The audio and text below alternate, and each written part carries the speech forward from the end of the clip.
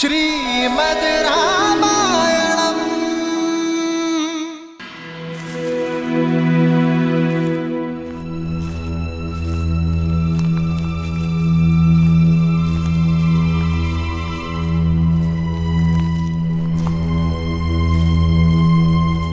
आप मेरी बात सुन नहीं रहे हैं भैया। यदि हमें भाभी माँ को अवश्य मिलेगी लक्ष्मण। देखो संध्या हो गई है पर दीपक भी जल रहा है।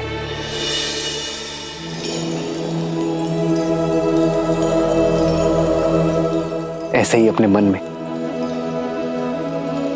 इस आस रूपी दीपक को सदा प्रज्वलित रहना चाहिए।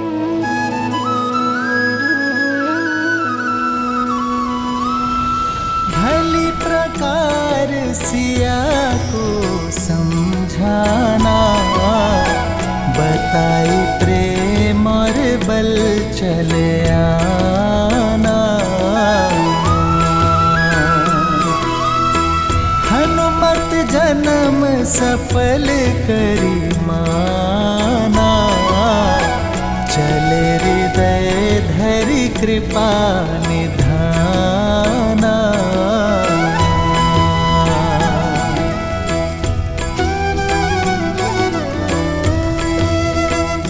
हमें अलग अलग टुकड़ियों में बंट जाना चाहिए। एक कार्य करते हैं, आप उस दिशा में देखिए और एक टुकड़ी उस ओर।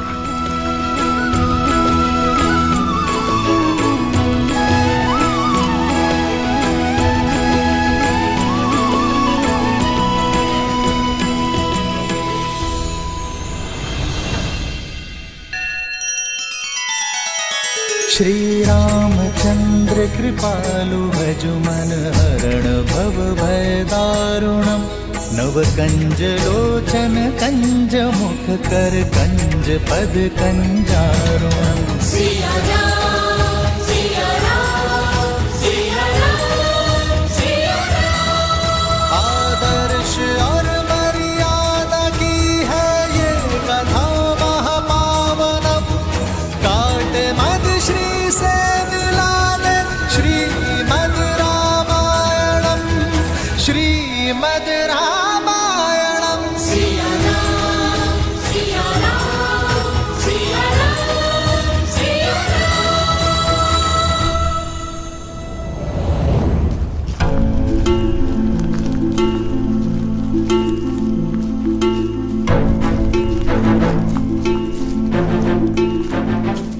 हनुमान जी, इतने दिनों से बस रात दिन चलते ही जा रहे हैं। इस वन में न अन्न का दाना प्राप्त हुआ न जल की बूंद। ऐसे में तो अपना उद्देश्य पूर्ण करने से पहले ही अपना देह त्याग देंगे। उचित कहा भ्राता।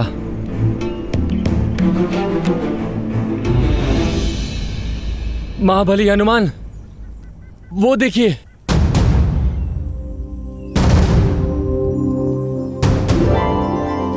इस सूखे प्रदेश में फलदार वृक्ष।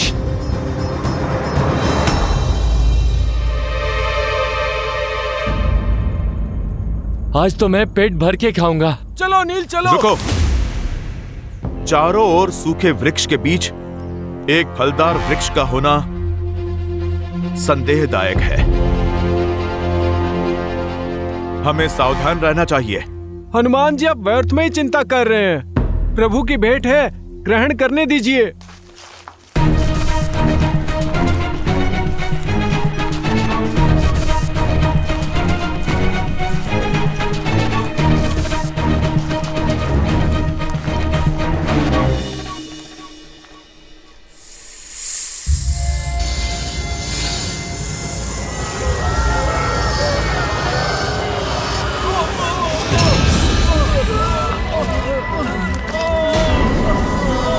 हनुमान जी बचाइए।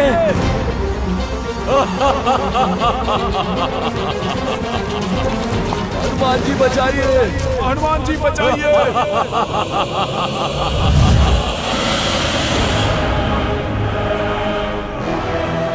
ये फलों का वृक्ष नहीं, जाल था ये, मेरा माया जाल।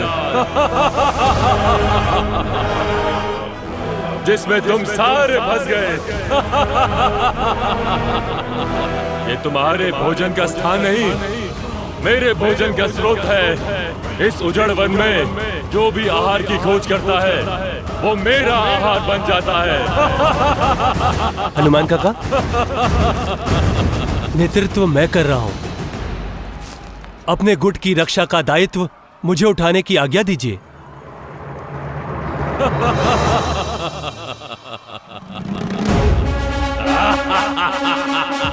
जय श्री राम।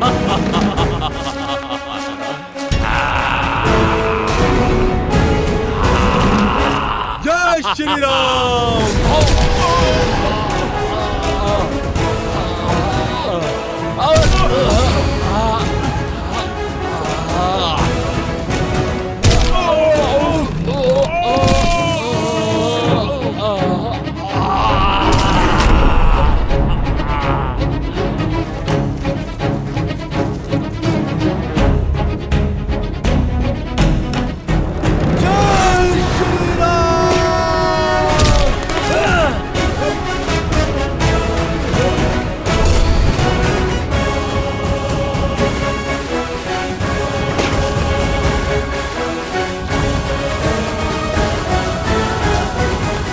हम सबको आप पर गर्व है युवराज अंगद। अति उत्तम अंगद, आज तो तुमने सिद्ध कर दिया कि किष्किंधा का भविष्य योग्य हाथों में है। सब आप ही से सीखा है हनुमान काका। आपकी शिक्षा और दीक्षा की वजह से ही आज ये संकट टाल पाया हूँ। संकट अभी टला नहीं है। कुछ समय पूर्व हमारे साथ 30 वानर थे, किंतु अभी आधे ही शेष बचे हैं। जैसे जैसे समय बीत रहा है हमारे साथी पीछे छूटते जा रहे हैं, और ऐसा ही चलता रहा तो श्री राम को दिया वचन निभा नहीं पाएंगे हम। आप ही कोई मार्ग निकालिए हनुमान जी।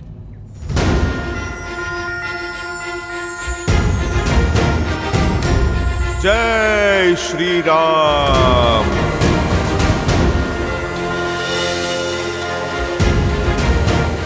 प्रभु की भक्ति ही हमें यहां तक लाई है, तो आगे का मार्ग भी हमें प्रभु की भक्ति ही दिखाएगी।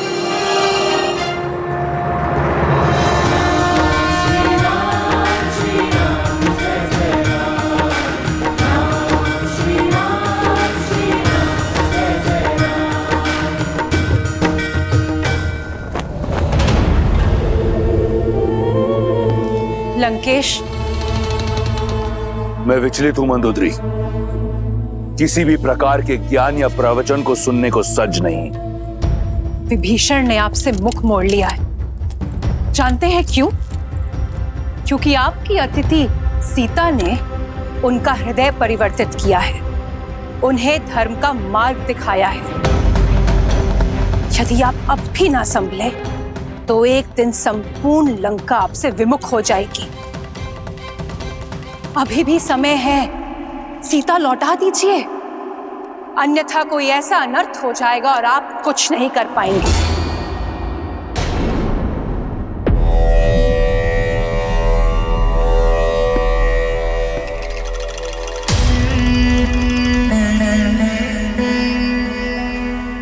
समझता हूं तुम्हारी व्याकुलता, तुम्हारी चिंता का वास्तविक कारण समझता हूं। तुम्हें भय है कि अगर सीता लंका की महारानी बन गई तो तुम्हारा पद छोटा हो जाएगा।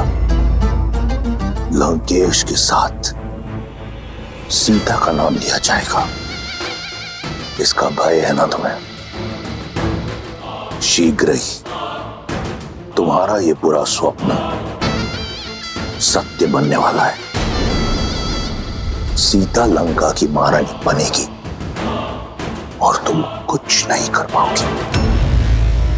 परंतु ये कोशिश अवश्य करना कि ये जो तुम्हारे भीतर चल रहा है, ये द्वंद, इसे विष बनकर अपने नेत्रों या बोली में बाहर मत उगलना।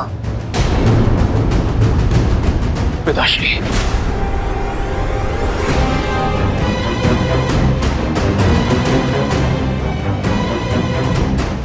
तो अब मेरे पुत्र को भी मुझ पर संदेह होने लगा।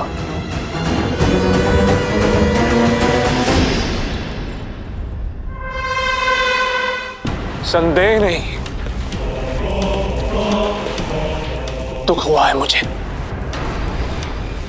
कि आपने चाचा श्री को महल से निष्कासित कर दिया, जबकि उन्हें तो लंका से ही निष्कासित कर देना चाहिए था। हाँ पिताश्री, मैंने इस विषय पर बहुत विचार किया। हिम भी अपने ही जल में पिघल जाता है। ऐसे लंका के भेदी ही घर परिवार के टूटने का कारण बनते हैं। मैं जानता हूं कि वो मेरे चाचा श्री हैं, आपके अनुज हैं। इसीलिए आपको उन पर प्रहार करने से रोका मैंने। किंतु अब वो उस स्त्री का समर्थन कर रहे हैं जो आपके विरुद्ध है,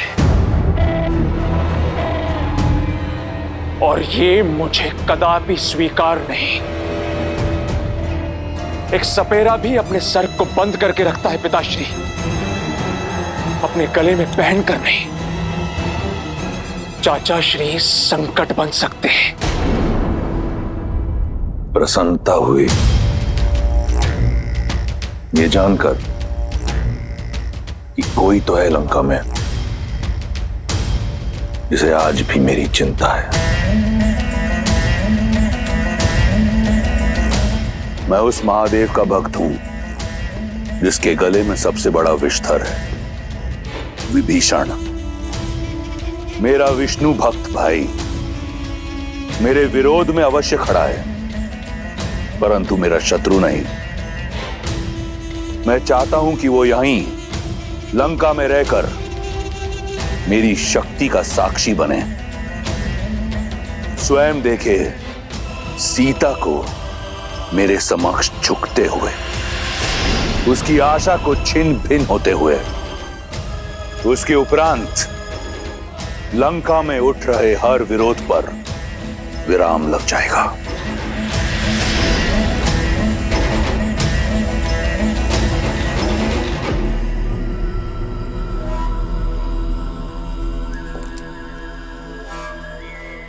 आप वो देख लेते हैं पिताश्री, जहां तक मेरी दृष्टि और दृष्टिकोण नहीं पहुंच पाते। एक बात मुझे खटक रही है, उस सीता में इतनी शक्ति, इतना साहस कहां से रहा है? अभी तो उसने केवल चाचा श्री की बुद्धि भ्रष्ट की है, आगे न जाने क्या क्या करेगी। अपने पति और परिवार से तो वो दूर है ही, आपने चतुर्मास से उसका भोजन भी बंद करवा दिया है, तो फिर बिना अन्न और जल के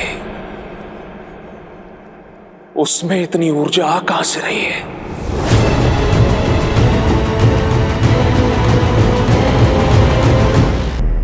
पिताश्री,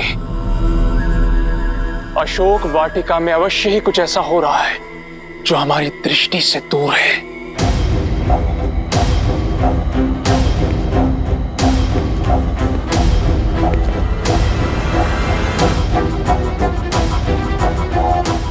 तुम्हारी दृष्टि उस ओर गई जिस ओर मैंने विचार नहीं किया था। सही कहा तुमने, कुछ तो अवश्य है जो अशोक वाटिका में हम जानते नहीं। तो पता लगाना होगा पिताश्री। इस कार्य के लिए कोई है तुम्हारी दृष्टि में? मेरा अनुज अक्षय कुमार।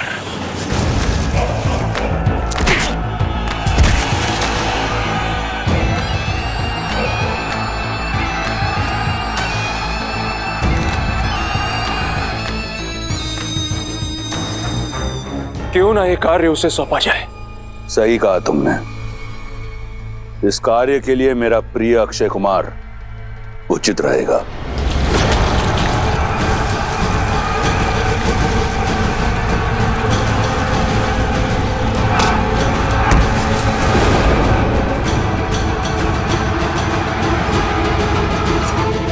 जाओ, कहो उसे कि उसके पिता ने उसे यहां बुलाया है। जी पिताश्री।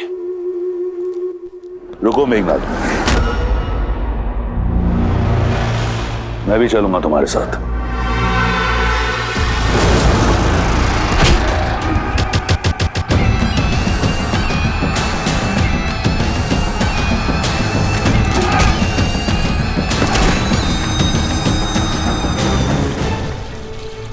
दांव लगाया जाए, कौन जीतेगा दल प्रमुख? दो भाइयों के बीच में युद्ध है, जीत में भी हार ही होगी। यही तो सबसे बड़ा आनंद है। मेरा मत है ये लंबा वाला योद्धा जीतेगा। इसका गठीला शरीर, लंबाई इसकी सहायता करेंगे।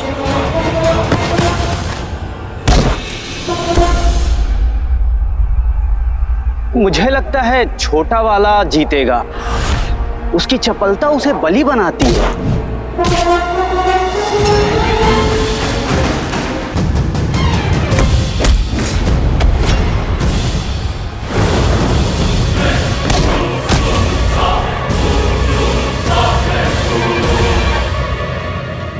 अद्भुत।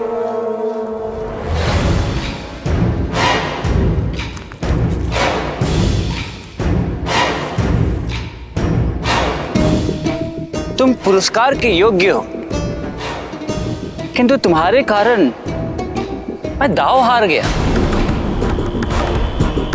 तो पुरस्कार नहीं, दंड लेना होगा।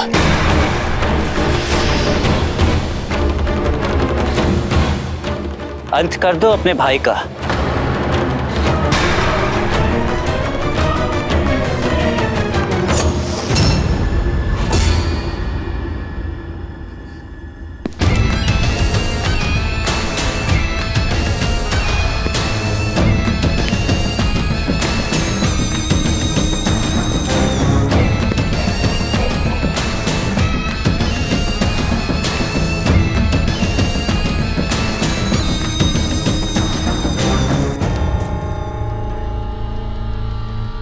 यदि मैं जीत जाता तो यहां उत्सव होता, परंतु अब बात कुछ और है।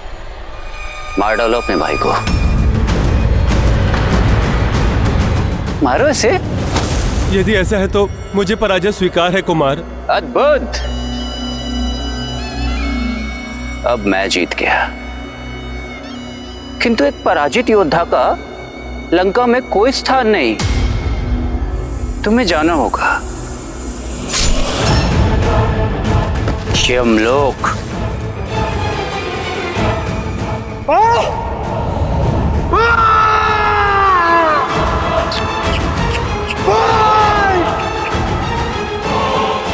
जीत कर भी पराजित हो गया। सावधान, लंकापति और युवराज पधार रहे हैं।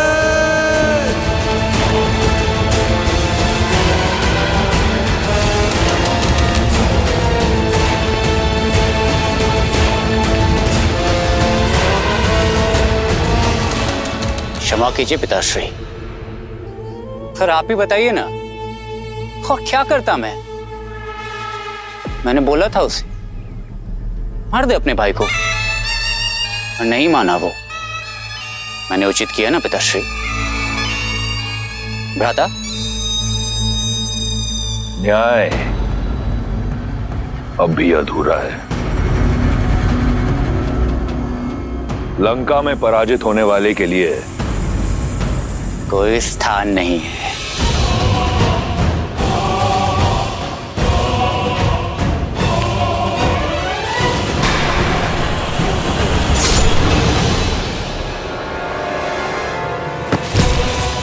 ये हुई ना लंकेश के पुत्र वाली बात।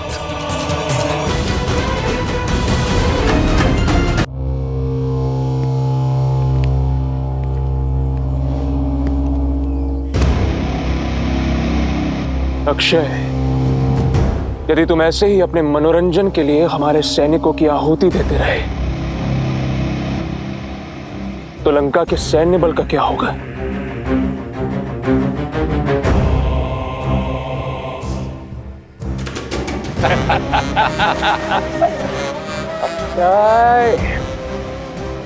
मेरे अनुज, आपके और मेरे होते हुए किसी और की आवश्यकता ही क्या है भैया?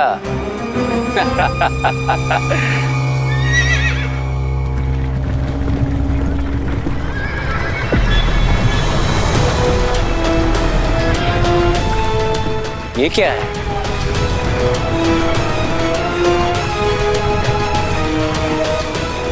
कितना सुंदर!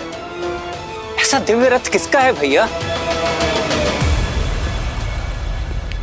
तुम्हारा, पिताश्री की ओर से।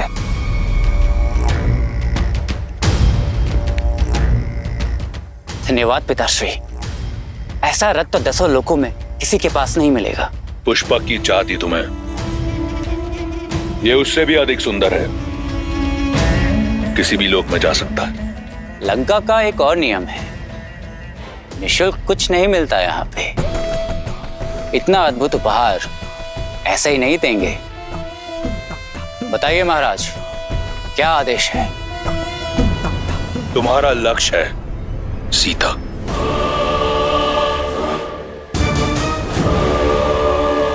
कहने की आवश्यकता नहीं है पिताश्री, जानता हूं आप क्या कहना चाहते हैं। पता लगाओ, बिना किसी आहार के सीता इतनी स्थिर कैसे है? कौन है जो लंकेश की दृष्टि से बचकर लंका की शत्रु की सहायता कर रहा है?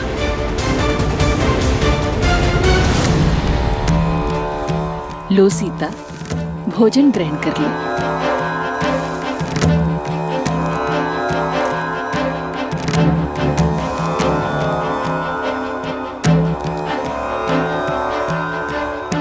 ये सब करके तो बड़ा आनंद आएगा, किंतु इस समस्या का समाधान कई जीवन ले लेगा। चिंता मत कीजिए पिताश्री, आपकी सीता को कुछ नहीं होगा।